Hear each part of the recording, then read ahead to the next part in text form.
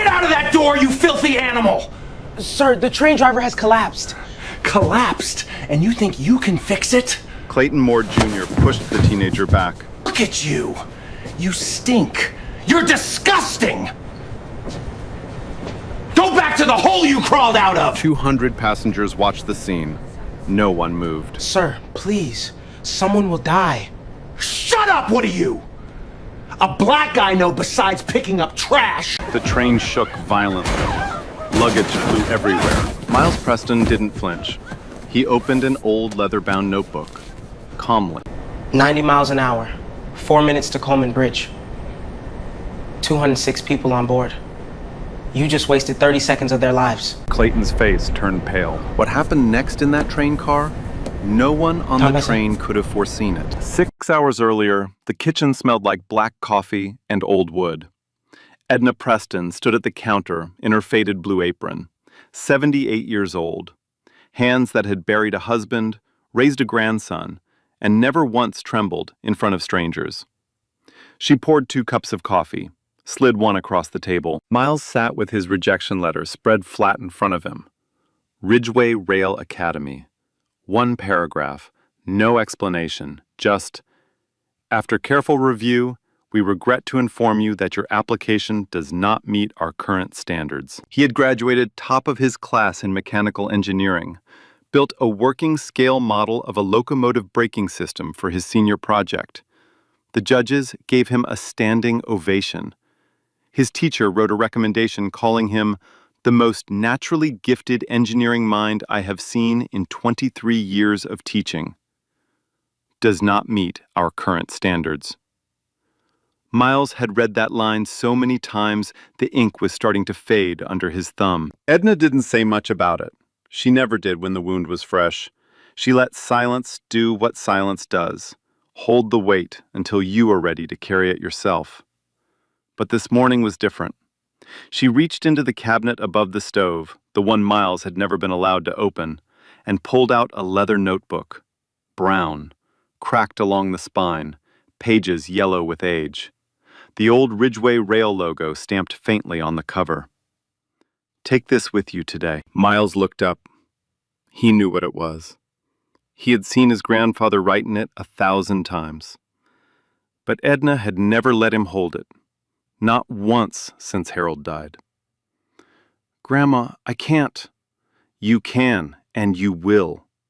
She placed it in his hands. Your grandfather poured 40 years of his life into that book. Every system, every protocol, every fix they told him wasn't his to claim. Her voice didn't crack. It never cracked. He wanted you to have it when you were ready. Miles opened the first page. Harold's handwriting, small, precise, slanted slightly left. Diagrams of braking systems drawn with a ruler and a steady hand. Notes in the margins. Pressure valve must release at 12 psi, not 15. Company manual is wrong. I corrected this 1998. Page 22. A sketch of the full cabin layout. Every switch labeled, every gauge explained. Harold had drawn arrows between components showing how one system fed into the next, more detailed than any textbook. Because it wasn't theory. It was 40 years of riding steel and listening to machines talk back. Page 38, circled in red ink, underlined twice. The emergency braking protocol. 6 steps. Harold's masterpiece. The procedure that saved Ridgeway Rail from 2 derailments and became the national standard. The official manual read, developed by Ridgeway Rail Engineering Division, 1997. No name, no credit, no Harold. Miles closed the book, held it against his chest. I'll bring it back safe. Edna touched his face. Just once. The way she always did when she was trying not to cry. You bring yourself back safe. The book can handle the rest. He remembered the summers. Every June through August, from age 8 until Harold got too sick to stand. The two of them in the old maintenance yard behind the Ridgefield depot. Harold had a key, never returned it after they fired him. Nobody ever asked for it back. They would climb into the decommissioned engine, Unit 4412. Harold would lift Miles into the driver's seat, adjust the boy's hands on the throttle, and walk him through every sequence. Left hand here, right hand here. Now, what do you feel? The vibration. Good. That vibration tells you the pressure. When it changes, you change. Never fight the machine, Miles. Listen to it. It talks to you if you let it. Those summers were the only classroom Miles ever needed. Harold didn't teach theory. He taught feel, touch, instinct. The kind of knowledge that lives in your hands, not your head. Every session ended the same way. Harold would close the notebook, look at Miles, and say, "One day, someone is going to need what you know. When that day comes, don't ask for permission. Just do what's right." He almost missed the train. The 4:15 Ridgeway Express, Platform 9. 206 passengers heading north. Miles jogged through the station with his backpack over one shoulder and the notebook tucked under his arm. Economy class, seat 14C. He settled in, placed the notebook on the tray table, and opened to page 38. The Preston Method. Harold designed it in 1996 after two near derailment incidents exposed fatal flaws in Ridgeway's original system. Presented it to the board. Implemented within 6 months. Still the standard on every Ridgeway train in the country. Harold's name appeared nowhere in the documentation. Not a footnote, not a mention. 3 rows ahead, in the premium car, Clayton Moore Jr. sat with his legs crossed. Director of Operations, Ridgeway Rail. On the phone, loud enough for half the car to hear. Rebranding is on schedule. New safety manual drops October. We are removing all references to the legacy protocols. Clean slate. The board wants the Preston era gone. And I mean gone. Miles didn't hear him. But if he had, he would have recognized the name. Moore. The same name his grandmother whispered like a curse on nights she couldn't sleep. 4 seats behind Miles, Garrett Wells reviewed his clipboard. 55 years old, 31 years with Ridgeway. He had walked past on his ticket check, glanced at the notebook on the tray table, and stopped mid-step. That logo, the old Ridgeway crest. He hadn't seen it in 20 years, not since they changed it, right after they let Harold go. Garrett kept walking, but his hands were shaking. He knew that notebook. He knew who it belonged to. And the memory he had spent 2 decades burying just crawled back to the surface.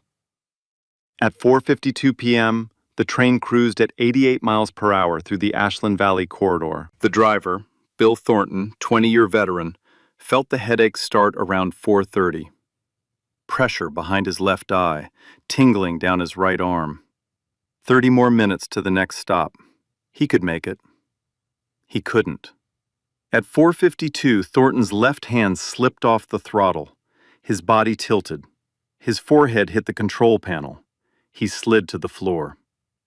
The dead man's switch released, but momentum carried the train forward.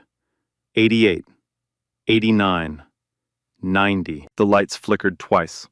The overhead emergency strip flashed red. Then the alarm. A high-pitched wail that turned every head in every car. What's happening? Why are we speeding up? Garrett was in car 4 when he heard it. He ran. 3 cars in 40 seconds. Override key. Cabin door open. Thornton on the floor, unconscious. Pulse weak but present. Garrett looked at the control panel. Buttons, switches, screens blinking warnings he had never been trained to read. He was a conductor, not a driver. Tickets and passengers were his world. The driver's console was something else entirely. Radio. Static. Mountain corridor killed the signal. Emergency landline. Dead. 90 miles per hour. Coleman Bridge, 11 minutes away. Speed limit 45 at the curve. Anything above 60 and the train leaves the tracks. 206 people, 11 minutes. And the only man supposed to know what to do was lying on the floor. Garrett stepped into the corridor. His face said everything. A passenger grabbed his sleeve. "Do something." "I'm trying. Try harder." People crowded the aisle. Voices layered on top of each other. Prayers, arguments, phone calls that wouldn't connect. A woman pressed her back against the window and shut her eyes. An elderly man held his wife's hand and said nothing at all. That's when Garrett saw him, Miles Preston, standing at the end of car 2, notebook in hand, walking toward the cabin. Not running, not panicking, walking. The way someone walks when they have been preparing for a moment they hoped would never come. Garrett looked at the notebook, looked at the young man, and somewhere in the back of his mind, a 22-year-old ghost whispered a name he had been trying to forget. Harold. Let him through. Clayton Moore Jr. stepped out from Premium. Excuse me? I said let him through. You are letting some random kid into the cabin of a moving train? He's not random. Garrett's voice broke on the last word. Let him through, now. Miles reached the cabin door.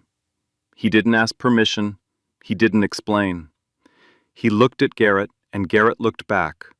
And something passed between them that neither could name. Recognition, guilt, hope, all of it at once. Miles stepped inside. The door closed behind him. And the clock started. Miles closed the cabin door behind him.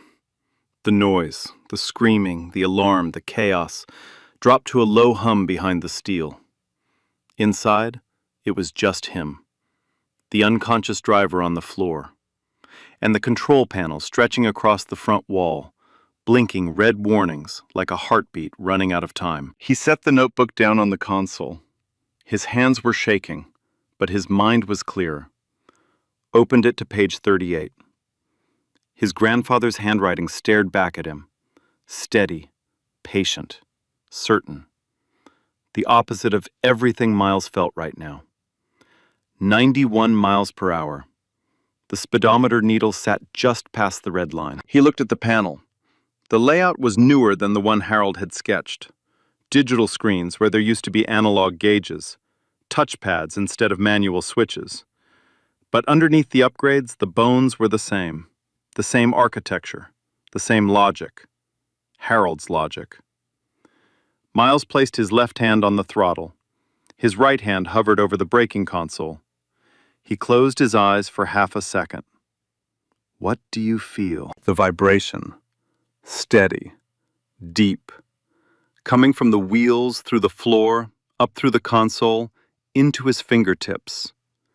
The same vibration Harold had taught him to read in Unit 4412 on those long summer afternoons when the rest of the world had already forgotten his grandfather existed. When it changes, you change. He opened his eyes. Step 1. Main throttle to neutral. His voice came out quiet, talking to himself, talking to Harold. He pulled the throttle back to the center position. The engine stopped accelerating, but the momentum held. Still 90. Step 2. Engage dynamic braking. Graduated release. He found the lever on the right side of the console. Slightly different position than Harold's sketch, but the mechanism was identical. He pulled it down in 3 controlled increments. The train shuddered, not violently. A slow, deep groan running through the steel, like something massive finally being asked to rest. 88. 85. Step 3. Bleed air pressure to auxiliary brakes. 12 psi, not 15. He reached under the console to the manual valve. The official Ridgeway manual said 15.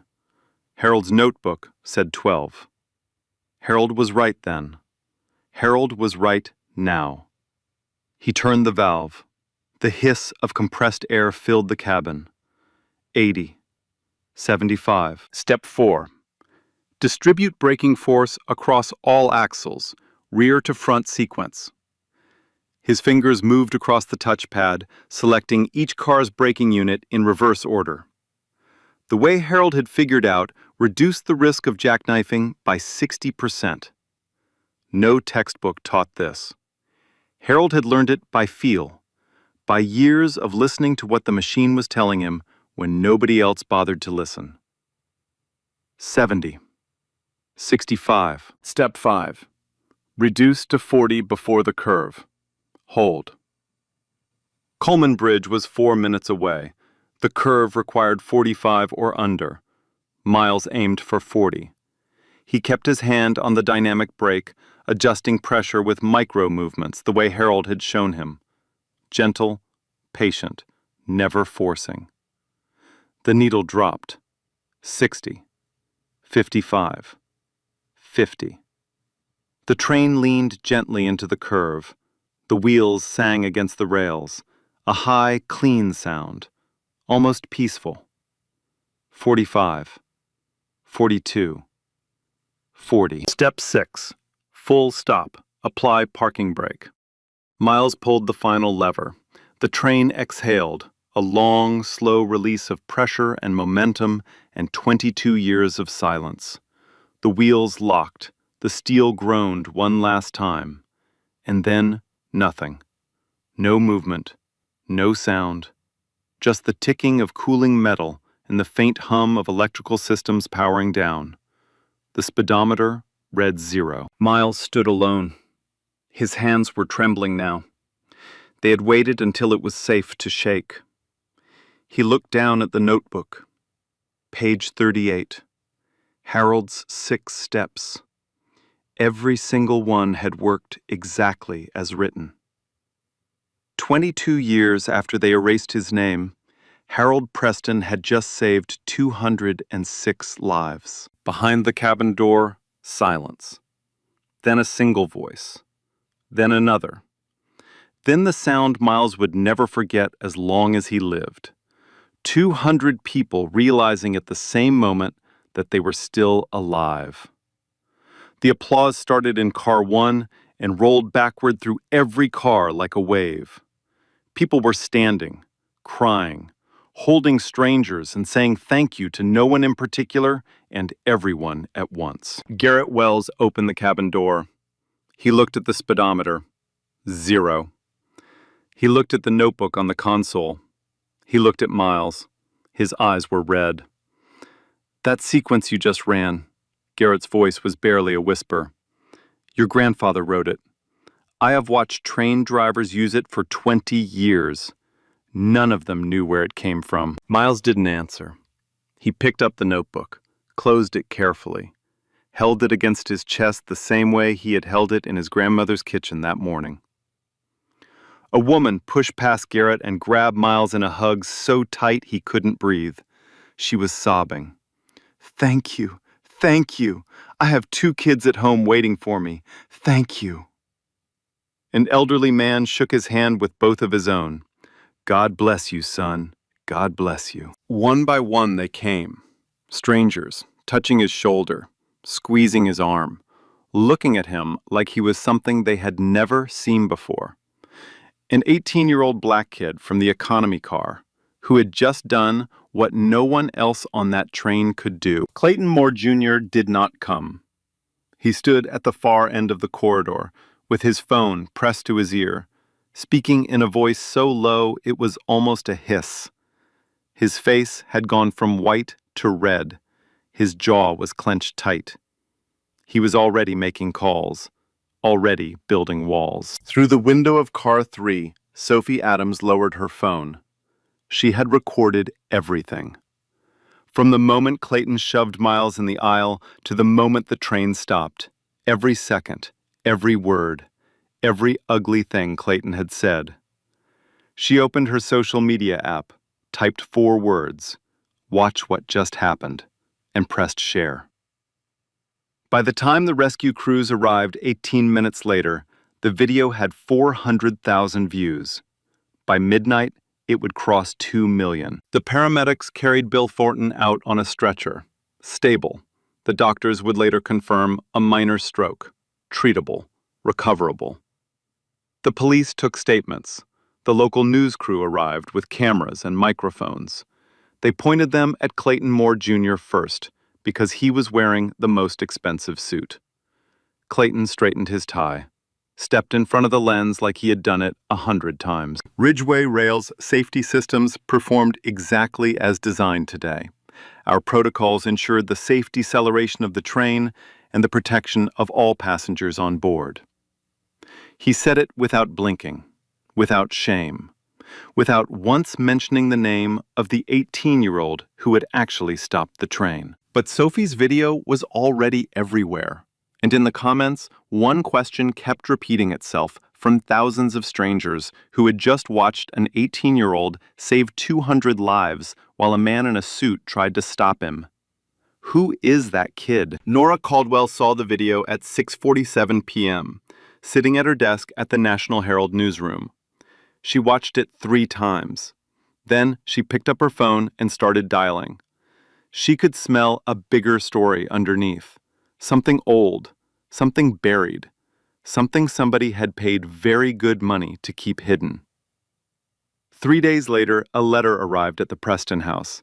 Not from Ridgeway Rail Academy this time. From Ridgeway Rail Corporation's legal department. The letter offered Miles a settlement, $50,000, in exchange for signing a non-disclosure agreement. He would agree to never publicly discuss the events on the train, never claim credit for stopping it, and never mention his grandfather's name in connection with Ridgeway Rail. $50,000 to buy his silence. $50,000 to erase another Preston. Miles read the letter twice. Then he picked up the phone and called Thomas Bradley. Bradley was a civil rights attorney who had spent 30 years fighting discrimination cases in the transportation industry. He had seen the viral video the night it dropped. He had been waiting for this call. They met the next morning. Bradley's office was small and cluttered with case files and framed newspaper clippings of victories that had taken years to win. Miles laid out the notebook on the desk. The rejection letter from the academy. The settlement offer from the corporation. "They want me to disappear," Miles said quietly. "The same way they made my grandfather disappear." Bradley picked up the notebook, turned the pages slowly. His expression changed with every page, from curiosity to recognition to something that looked like controlled fury. "What do you want, Miles?" Miles didn't hesitate. He had been rehearsing this answer in his head since the moment the train stopped. "I want them to say his name. Publicly. On the record. I want Harold Preston recognized as the creator of the emergency braking protocol. I want his title restored in every company document. I want a scholarship fund in his name for black engineering students. I want Clayton Moore Jr. to apologize. Not to me, to my grandmother, in person, in front of cameras. And I want a guarantee that no employee will ever be fired for their race without independent review." Bradley wrote it all down. 5 conditions, non-negotiable. He looked at Miles over the top of his glasses. "You understand, they will fight every single one of these." "I know. It could take months. It will get ugly. They have an army of lawyers, more money than you can imagine, and media connections that reach the top. My grandfather had none of those things, and he still built the system that saved their lives." Miles placed his hand flat on the notebook. "I am not signing their paper. I am not taking their money, and I am not sitting down." Bradley smiled for the first time, small but real. "Then let's get to work." That evening, Clayton Moore Jr. received a call from Bradley's office, outlining the 5 conditions. Non-negotiable. Clayton laughed out loud, The sound echoed off the walls of his corner office on the 32nd floor. That kid wants us to apologize? For what exactly? Bradley's voice came through the line, calm and precise as a scalpel. For everything you have been hiding for 22 years, Mr. Moore. I would suggest you stop laughing, because by this time next week, the whole country is going to know exactly what your family did to Harold Preston. Clayton stopped laughing. Miles got home a little after 10 that night. The porch light was on. It was always on when Edna was waiting. She was sitting at the kitchen table with the television on mute. The screen showed a news anchor talking over Sophie's video, the same clip that was now everywhere. Edna had watched it 11 times. She hadn't moved from that chair in 3 hours. Miles set his backpack down by the door. He placed the notebook on the table between them. Neither of them spoke for a long time. The only sound was the refrigerator humming and the muffled voice of the news anchor on the television screen. Then Edna reached out and touched the notebook. Her fingers traced the cracked leather spine, the way you touch something that belongs to a ghost. He would have been proud of you today. I used his protocol, Grandma, step by step, exactly how he wrote it. I know. Her voice was steady, but her eyes were not. I watched. Miles pulled out the chair across from her and sat down. The kitchen smelled the same way it always did. Coffee, dish soap, and the faint sweetness of whatever Edna had baked that afternoon. It smelled like every safe place Miles had ever known. Grandma, I need to tell you something. Edna looked at him. The man who blocked me on the train. His name is Clayton Moore, Jr. The name landed like a stone dropped into still water. Edna's hands went still on the notebook. Her jaw tightened. She didn't blink. Moore, she said. Not a question, a quiet verdict. He is the director of operations at Ridgeway Rail. His father was the one who... I know who his father was. Edna's voice dropped low. Not angry. Something deeper than anger. Something that had been sitting in her chest for 22 years, quiet and patient, waiting for a reason to surface. His father sat across a desk from Harold and told him his work belonged to the company, that his name didn't matter, that he should be grateful they let him work there at all. She paused, took a breath, then continued. Your grandfather came home that night and sat right where you are sitting now. He didn't say a word. He just opened that notebook and started writing. He wrote all night, page after page. I brought him coffee at midnight. He didn't look up. I brought him breakfast at 6. He was still writing. Miles looked down at the notebook. He had never heard this story before. What was he writing? Edna reached over and opened the notebook to the very last page. There, tucked between the back cover and the final sheet, was a folded letter. Yellowed. Creased. Never sent. Miles unfolded it carefully. The paper felt like it might crumble between his fingers. Harold's handwriting. The same small, precise letters.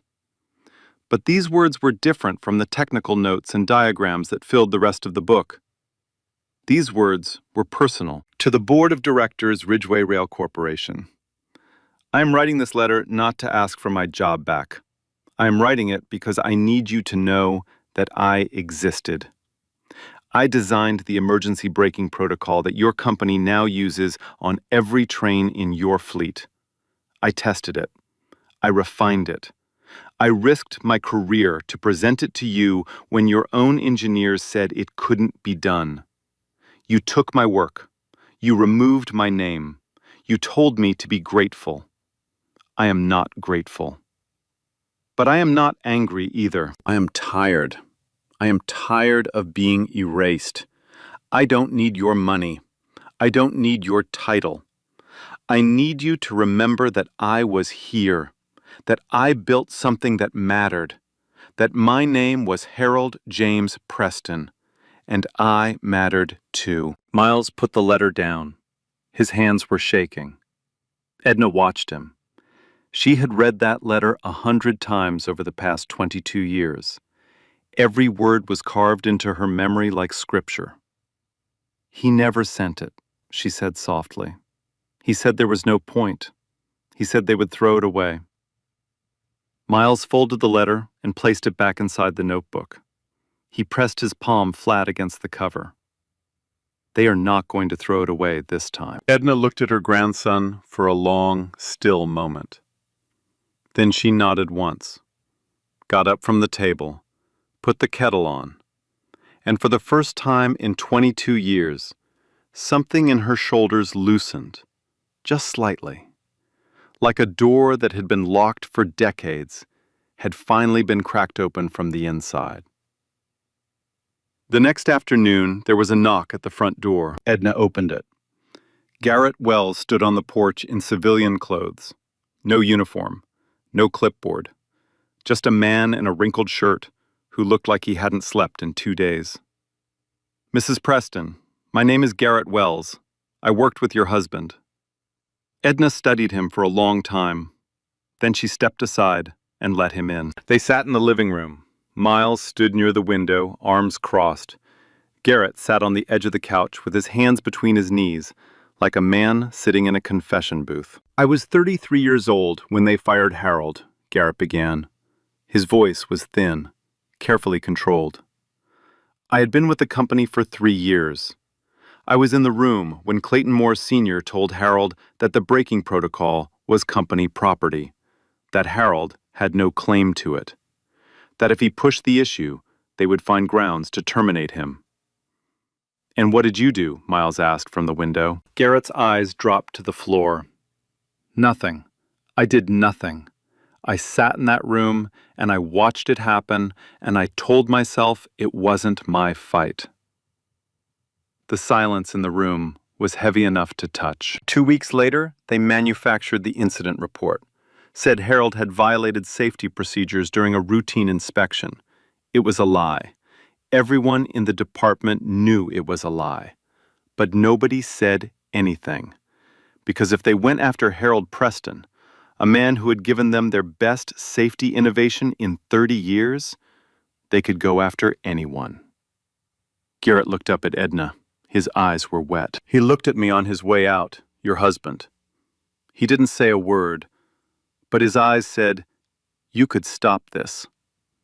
And I looked away. I have been looking away for 22 years, Mrs. Preston, and I am done." Edna sat perfectly still. Her hands rested in her lap. Her face gave away nothing. 22 years of pain, and she held it the same way she held everything, with grace that cost more than anyone would ever know. Then she spoke, quiet and clear. "It is not too late to use your voice, Mr. Wells." Garrett let out a breath he seemed to have been holding since 2004. "I will testify, publicly, whatever you need, whatever your lawyer needs. I will tell them exactly what happened in that room.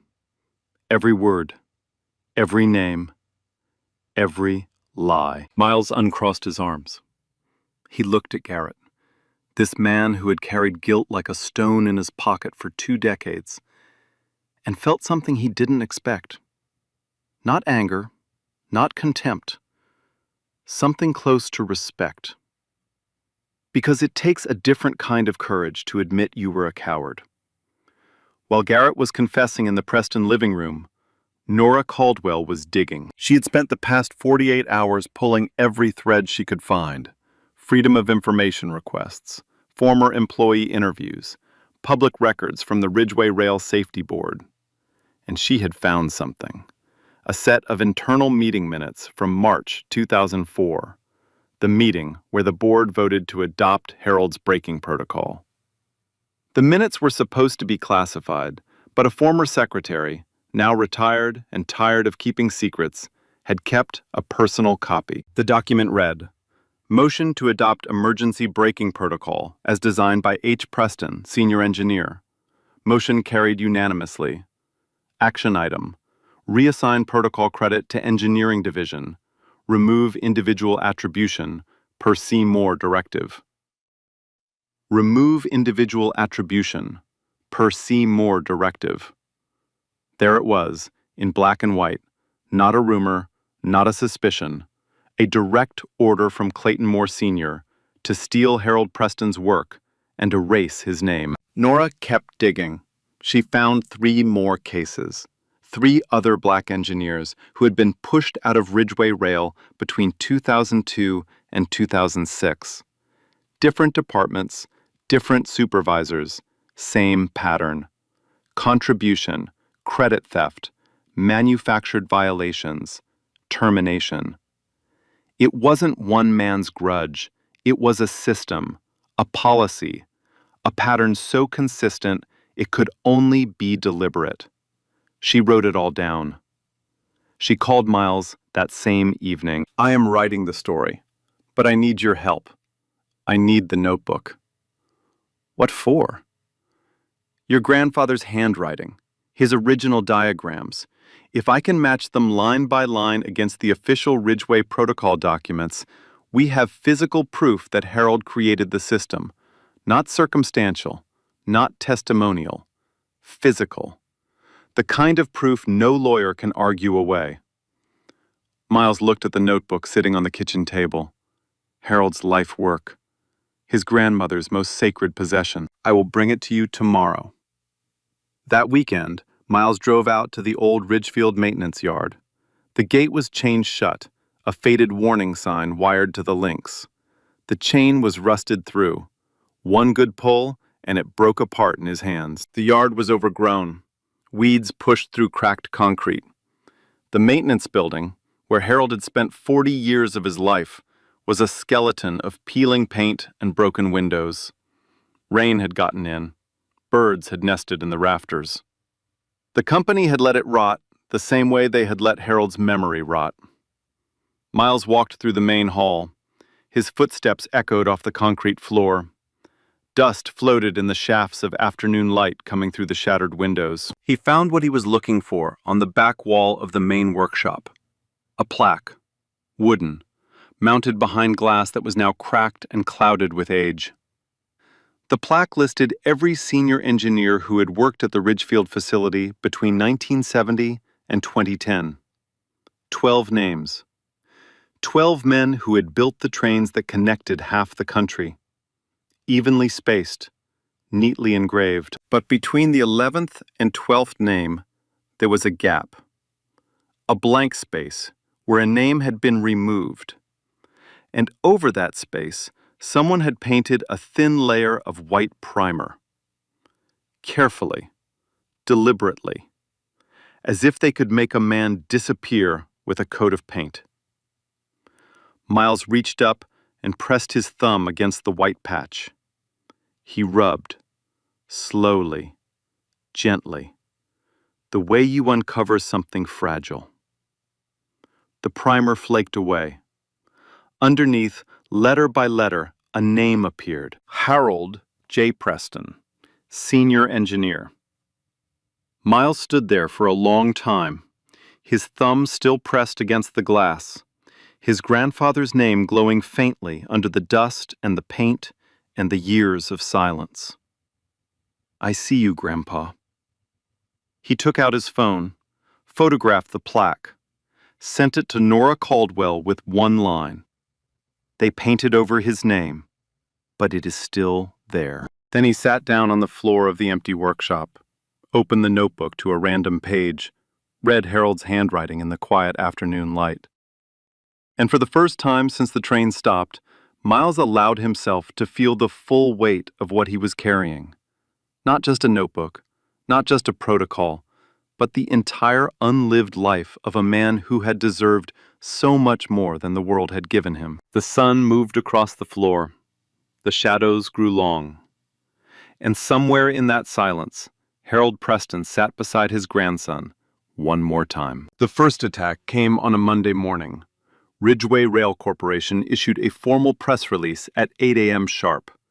It was written by their crisis management firm, a company that charged $400 an hour to make ugly things sound clean. The statement read, "On the afternoon of April 14th, an unauthorized individual entered the driver's cabin of the Ridgeway Express during an emergency situation. While no passengers were harmed, Ridgeway Rail takes the unauthorized operation of federal railway equipment extremely seriously. We are cooperating with the Federal Railroad Administration and local law enforcement to conduct a thorough investigation into this breach of protocol." Unauthorized individual. Breach of protocol. Not a single mention of the word saved. Not a single mention of the name Miles Preston. But they weren't done. By Tuesday, a second statement landed. This one carried sharper teeth. Ridgeway Rail is considering all legal options regarding the unauthorized access to our locomotive cabin. Under Title 49 of the United States Code, the operation of railway equipment by an unlicensed individual constitutes a federal violation, punishable by fines and potential criminal charges. They were threatening to prosecute the 18-year-old who had saved 206 of their passengers. Clayton Moore Jr. went on television that evening. He sat in a leather chair in the Ridgeway Rail boardroom, American flag behind him, company logo perfectly centered in the frame. He had been media trained. Every word was measured. Every pause was deliberate. "We understand the public's emotional response to the viral video, and we are grateful that all passengers arrived safely. But we have to be clear. We cannot set a precedent where untrained civilians take control of federal transportation equipment. Today it worked out. Tomorrow it might not. Safety means following procedures, not bypassing them." He paused, looked directly into the camera, and then added with the careful precision of a man who had practiced the line 6 times in front of a mirror. "We are not the villains here. We are the ones who built the systems that keep people safe every single day." Built. He said it like it was a fact, as if he had personally laid a single rail or tightened a single bolt in his entire life, as if his family had done anything other than inherit a seat at a table that men like Harold Preston had built from nothing. The comment section underneath the broadcast erupted. Half the country wanted to give Miles a medal. The other half wanted to know why the train driver had been allowed to operate alone without a backup protocol in the first place. And a growing number, fueled by Sophie's video, which had now been viewed over 8 million times, were asking a different question entirely. Why did a man in a suit try to stop the only person who could save them? The pressure didn't stay on the screens. It followed Miles home. A letter from Ridgeway Rail's legal team arrived at the Preston house on Wednesday. Not the settlement offer. That had already been rejected. This was different. This was a formal notice of potential civil litigation. The letter stated that Miles had caused emotional distress, reputational damage, and operational disruption to Ridgeway Rail Corporation, and that the company reserved the right to seek damages. Damages. From the kid who had saved their train. The legal system, weaponized against an 18-year-old whose only crime was knowing more about Ridgeway's own equipment than anyone in its executive suite. Edna read the letter at the kitchen table. She read it once. She read it again. Then she folded it neatly, placed it on the counter beside the toaster, went out to the garden and pulled weeds for an hour without saying a single word. That was how Edna processed fury, in silence, on her knees, with her hands in the dirt, the same way she had processed every injustice this family had ever been handed. The neighbors were divided. Mrs. Callahan from across the street brought over a casserole and a handwritten note that said, "We are so proud of you, Miles." But 2 houses down, Mr. Driscoll told his wife, loud enough for the mail carrier to hear, that the boy should have stayed in his seat and let the professionals handle it. Reporters camped outside the house, 3 vans with satellite dishes parked along the curb from morning to midnight. A photographer from a tabloid tried to get a shot through the kitchen window. Edna closed the curtains for the first time in 40 years. The house that had always felt like a refuge now felt like a fishbowl. Miles sat on his bed that night, staring at the ceiling.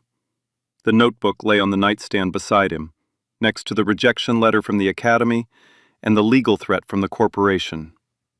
3 documents, 3 different ways the world had told him he didn't belong.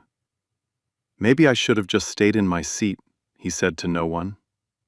Edna appeared in the doorway. She had heard him through the thin walls of the old house. She always heard him. And let 200 people die? She walked over and sat on the edge of the bed. She didn't touch him. She just sat close enough for him to feel her warmth. "Your grandfather didn't raise you to sit down, Miles. Neither did I." She got up, paused at the door. "I am making his pot roast tonight.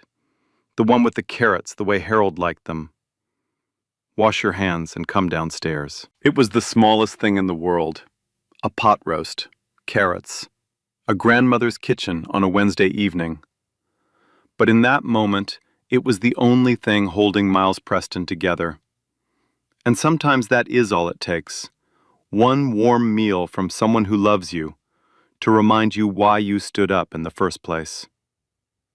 On Thursday morning, Nora Caldwell's article went live. The headline ran across the top of the National Herald's front page in bold black letters. "The Name They Erased: How Ridgeway Rail Stole a Black Engineer's Legacy and Tried to Bury It Twice." The article was 12,000 words long. It had taken Nora 6 days to write and 3 sleepless nights to fact-check. Every claim was sourced. Every document was scanned and embedded. Every quote was on the record. The evidence was devastating. The 2004 board meeting minutes. Remove individual attribution per Seymour directive. Harold's original notebook diagrams placed side by side with the official Ridgeway Protocol manual. Identical in every detail except one: the name of the author. Garrett Wells' sworn testimony describing the exact moment Harold was fired. Interviews with 3 other black engineers who had been pushed out of the company between 2002 and 2006. The photograph Miles had taken at the Ridgefield Maintenance Yard, Harold's name painted over on the plaque, still visible underneath the white primer. And the final piece. The piece that would bring the walls down. An internal email from 3 months ago sent by Clayton Moore Jr. himself to the head of Ridgeway Rail Academy's admissions board. The email contained one line about Miles Preston's scholarship application. "Preston family, flag and deny, do not process, do not respond with specifics." Flag and deny. The son had continued exactly where the father had left off. 2 generations of Moores, systematically erasing 2 generations of Prestons.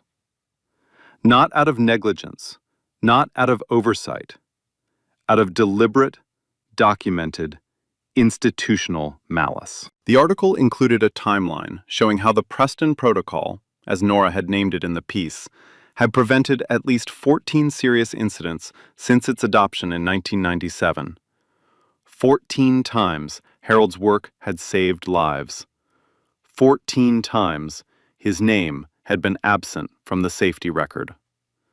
14 times a black man's genius had been quietly consumed by a system that couldn't afford to credit him and couldn't function without him. The hashtag appeared within an hour. Justice for Harold Preston. By noon, it was trending nationally. By evening, it had crossed into international feeds. Engineers, activists, historians, teachers, union leaders, thousands of people sharing the article, adding their own stories of credit stolen, contributions erased, names painted over and forgotten. Ridgeway Rail's stock dropped 4% by market close. 2 board members issued private statements distancing themselves from Clayton Moore Jr. before sunset. Clayton was summoned to an emergency board meeting on Friday morning. The boardroom was cold. 8 directors sat around the mahogany table. No one offered Clayton coffee. No one made small talk. No one looked at him the way they used to, with deference, with respect, with the easy warmth that comes with being the son of the man who built the empire. The board chairman, a 70-year-old named Walter Hammond, placed a printed copy of Nora's article on the table. "Explain this." Clayton tried. He blamed the media. He blamed the viral video. He blamed activist journalists with an agenda. He said the article was largely fabricated and taken out of context. He said the email about Miles had been misunderstood. He said the legacy protocol changes were routine housekeeping. Hammond slid a second document across the table. The internal email. Flag and deny. Clayton's own words. His own email address. His own digital signature at the bottom of the page. Is this fabricated too? Clayton's mouth opened, closed, opened again. Nothing came out. For the first time in his career, the man who always had an answer was sitting in a room full of silence, with nowhere to hide. The board voted unanimously to suspend Clayton Moore Jr. from all operational duties, effective immediately, pending a full independent investigation into both past and present conduct. His access badge was collected at the door. Security walked him to his car. No handshake, no goodbye. As he crossed the parking lot, a photographer from the Herald captured the shot. Clayton Moore Jr., former director of operations, carrying a cardboard box to his car in the rain. Alone. The image would be published the next morning beside a photograph of Harold Preston, pulled from Edna's personal collection, smiling in his Ridgeway Rail uniform, 1995. 2 photographs. 2 very different men. 2 very different endings to 2 very different legacies. That evening, Ridgeway Rail's PR team issued a new statement. No more threats, no more legal language. The tone had shifted completely. Ridgeway Rail Corporation acknowledges the serious concerns raised by recent reporting. We are committed to a transparent review of our historical practices and will hold a public press conference on Monday to address these matters directly. A press conference. Monday. National media invited. The same boardroom where Clayton had smiled into cameras 1 week ago would now become the stage for something he never saw coming.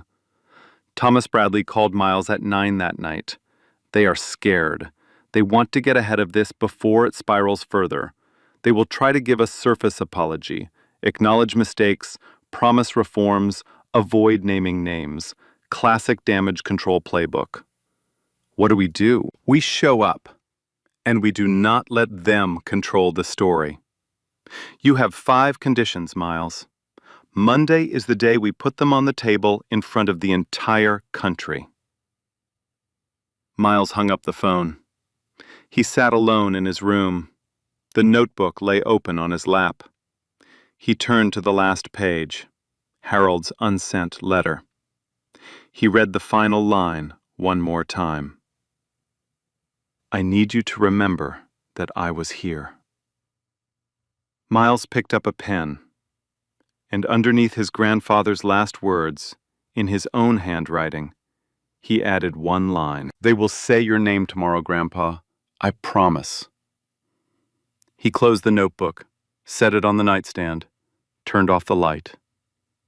Tomorrow, everything would change, and for the first time in 22 years, the truth was going to walk into a room full of cameras, and it was not going to sit down. Monday, 9 a.m. The Ridgeway Rail Conference Hall. Every seat in the 300-person hall was taken. Camera crews lined the back wall 3 rows deep. Photographers crouched in the aisles.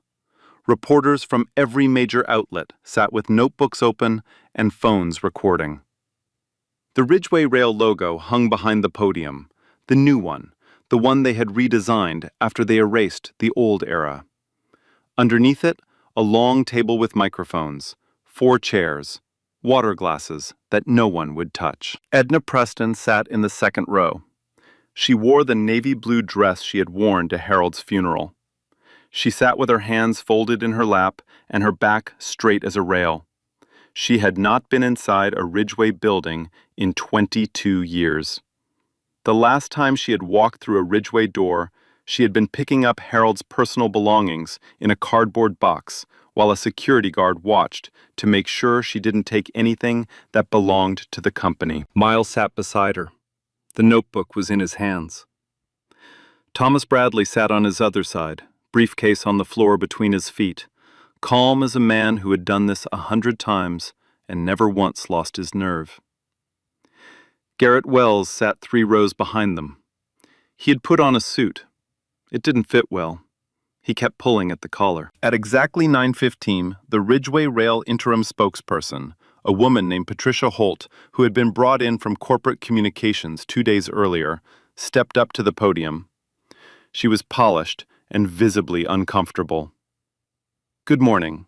Ridgeway Rail Corporation has called this press conference to address concerns raised in recent media coverage regarding our company's historical practices. We want to be transparent, accountable, and forward-looking. She read from a prepared statement, carefully worded, surgically vague. It acknowledged procedural shortcomings. It expressed deep respect for all engineers, past and present. Not one name, not one honest word.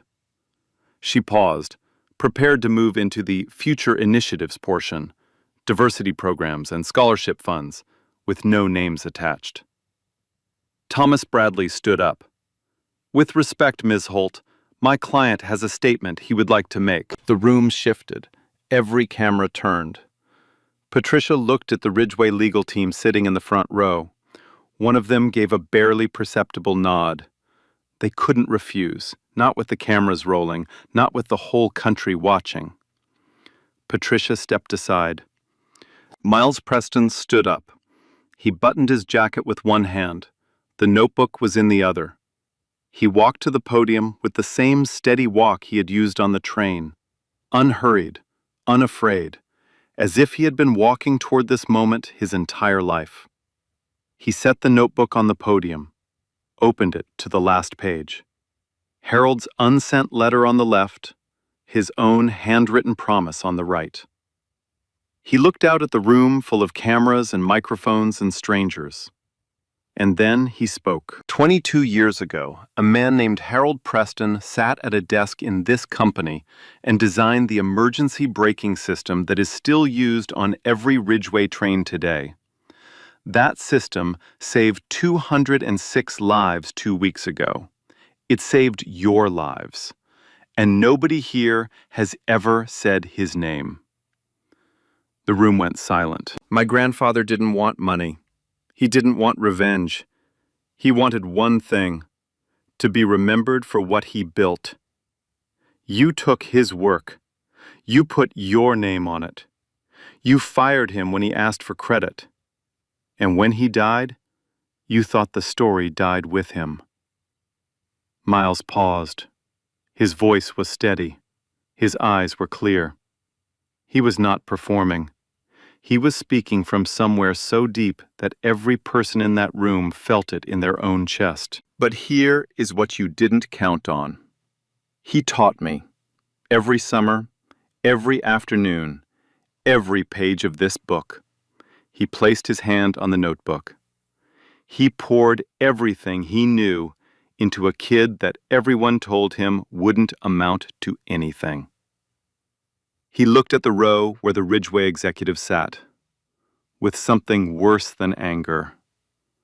Clarity. So here I am, standing in front of the same people who erased him, using the same system he built, holding the same book he wrote. You can erase a name from a document. You can paint over a plaque. You can flag and deny a scholarship application. He let those 3 words hang in the air. Flag and deny. Half the room flinched. But you cannot stop a grandfather from teaching his grandson. And you cannot stop that grandson from standing right here, right now, and saying what should have been said 22 years ago. Miles took one breath. Then he said it. His name was Harold James Preston. He was a senior engineer at Ridgeway Rail.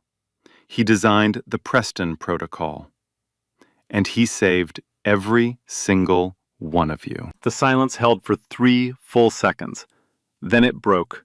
The applause started in the back of the room and rolled forward like thunder. People stood. Reporters, strangers. They stood and clapped, and some of them cried because they had just heard something real in a room built for lies. Edna didn't stand. She didn't clap. She sat in her chair with her hands folded in her lap and tears running silently down her face. She had waited 22 years to hear someone say her husband's name in a Ridgeway building, and her grandson had just said it to the entire country. Before the applause could die, a man stood up in the third row. No one had called him. No one had scheduled him. Garrett Wells straightened his ill-fitting jacket, cleared his throat, and spoke loud enough for every microphone in the room to catch it. My name is Garrett Wells. I have worked for Ridgeway Rail for 31 years, and I was there the day they fired Harold Preston. The applause stopped. The room went still. Everything this young man just said is true. I was in the room when Clayton Moore Sr. told Harold his work belonged to the company. I watched Harold walk out that door carrying nothing but that notebook. He looked at me on his way out. Garrett's voice cracked. He steadied himself. His eyes said, "You could stop this." And I looked away. I said nothing. For 22 years, I said nothing. He turned and looked directly at Miles. I am not looking away anymore.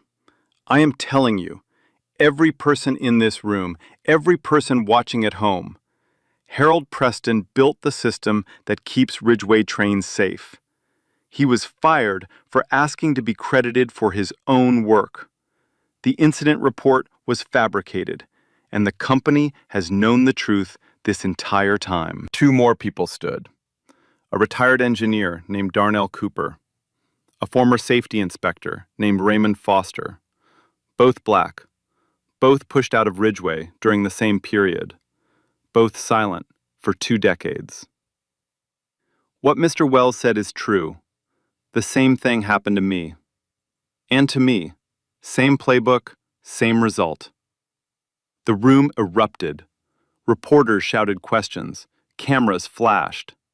The Ridgeway legal team sat frozen in their chairs like statues, watching their own building collapse around them. Patricia Holt returned to the podium. Her prepared script was useless now.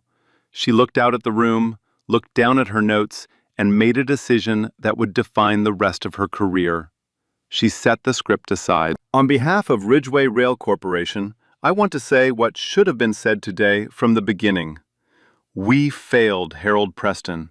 We failed his family, and we failed the principles this company was supposed to stand for. The board will meet this afternoon to formally address every condition presented by the Preston family. She paused, and then she said the name. Harold James Preston designed the emergency braking protocol that Ridgeway Rail has used for over 2 decades. His contribution saved lives, including the 206 passengers on the Ridgeway Express 2 weeks ago. His name should never have been removed from our records, and it will be restored. Miles stood at the side of the stage. The notebook was pressed against his chest. He looked at his grandmother. Edna looked back. She gave him one nod, small, firm. The same nod she had given him the morning she handed him the notebook. It was done. Clayton Moore Jr. was not in the room. He had not been invited. But he watched the entire press conference from his living room on a television that was too large for a man who suddenly felt very small. The boy who had been told to sit down had just stood up in front of the entire nation.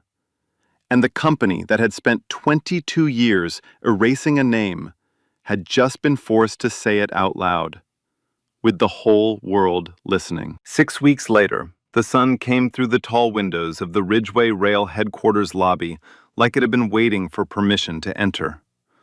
The lobby had been renovated. Not the walls or the floors or the fixtures. Those were the same polished marble and brushed steel they had always been.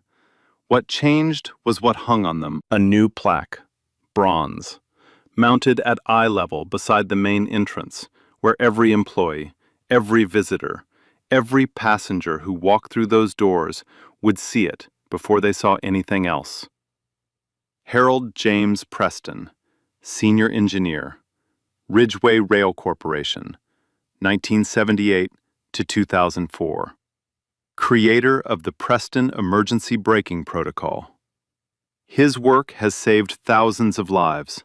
His legacy will not be erased again. The unveiling ceremony was small, deliberate, not a press event, a family event. Ridgeway's new interim CEO, Catherine Shaw, had asked Miles what kind of ceremony he wanted. Quiet, he said. My grandfather was a quiet man, so they kept it quiet. 30 people in the lobby. Edna, Miles, Thomas Bradley, Garrett Wells, Nora Caldwell, standing in the back with her notebook closed for once. Darnell Cooper and Raymond Foster, the two engineers who had stood up at the press conference. A handful of Ridgeway employees who had known Harold and never spoken up. Catherine Shaw spoke first. Brief, direct, no corporate language. Harold Preston gave this company its most important safety innovation. We repaid him by erasing his name. That ends today. The emergency braking protocol will be officially renamed the Preston Protocol in all company documentation, effective immediately. Then she stepped aside. Edna walked to the plaque.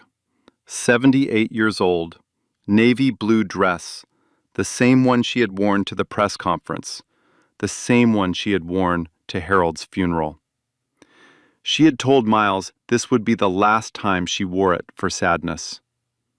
She stood in front of the plaque, read every word, traced Harold's name with her fingertip.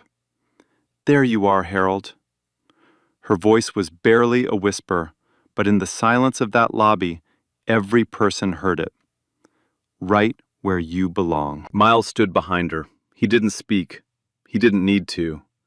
He held the notebook against his chest and let his grandmother have her moment, the moment she had earned through 22 years of keeping Harold's memory alive when no one else would. The room was still. No applause this time, just presence, just witness, just the quiet act of a wrong being set right in a building that had spent 2 decades pretending the wrong had never happened. After the ceremony, Catherine Shaw handed Miles an envelope. This is from the Ridgeway Rail Board of Directors. Miles opened it. A full scholarship, 4 years, Fullerton Institute of Technology, one of the top engineering programs in the country. Everything covered. The letter was addressed to Miles James Preston. The middle name was new. He had legally added it 3 weeks earlier. And this, Catherine handed him a second document, the founding charter for the Harold Preston Engineering Fellowship, an annual scholarship fund for Black students pursuing careers in transportation engineering. Funded by Ridgeway Rail, administered by an independent board, permanent. Miles read the charter. At the bottom, in the list of founding advisory board members, one name stood out. Garrett Wells. Miles looked across the lobby at Garrett. The old conductor was standing by the window, hands in his pockets, looking at the plaque. He felt Miles' gaze and turned. Their eyes met. Garrett nodded once. Miles nodded back. Nothing else needed to be said. The man who had looked away 22 years ago was now standing watch over the legacy he had once failed to protect. That evening, Miles sat in the engineering lab at Fullerton. His first week of classes didn't start for another month, but the department head had given him early access. The lab was empty and still. Fluorescent lights hummed overhead. In front of Miles, spread across the work table, were the blueprints for a next-generation braking system, his senior thesis proposal, already accepted before his first class had even begun. Beside the blueprints sat the notebook, Harold's notebook. The leather was cracked, but the binding held. The pages were yellow, but the ink was still sharp.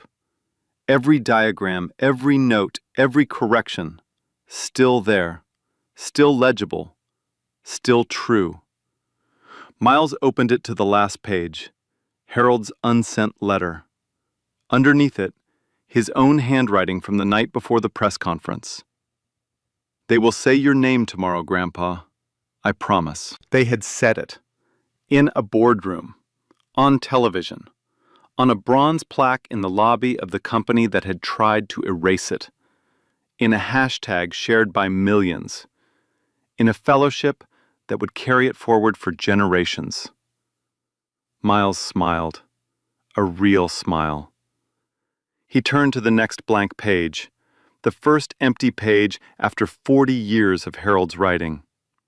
He picked up a pen, and in his own handwriting, small and precise and slanted slightly left, just like his grandfather's, he wrote, "Page 1, the next chapter." Then he began to draw. A new braking system, a new design, built on the foundation Harold had laid, reaching towards something Harold had never lived to see. The notebook was not finished. It was only just getting started. Have you ever seen someone robbed of the credit they deserved? Drop their story in the comments. Share this video for every person who was told they didn't matter. And subscribe, because these stories need to be told. Hashtag Justice for Harold Preston. Hashtag They Will Say Your Name. Hashtag Preston Protocol. Here's what I'll say. If you know you can help, help. Don't wait for permission. Don't wait for someone to invite you. Don't wait for people to believe in you. If you see the problem and you know the answer, step up. Right then, right there. Because the world is full of people who could help, but didn't. Who had the skill but stayed quiet. Who knew the answer but waited for someone else to say it. Don't be that person. And one more thing. If someone taught you something, use it. Don't let what they gave you to waste. The best way to honor the people who believed in you is to show up when it matters. That's it. Show up.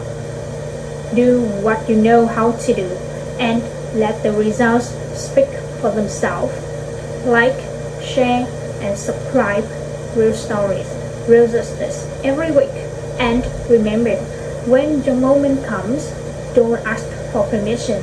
Just do what's right.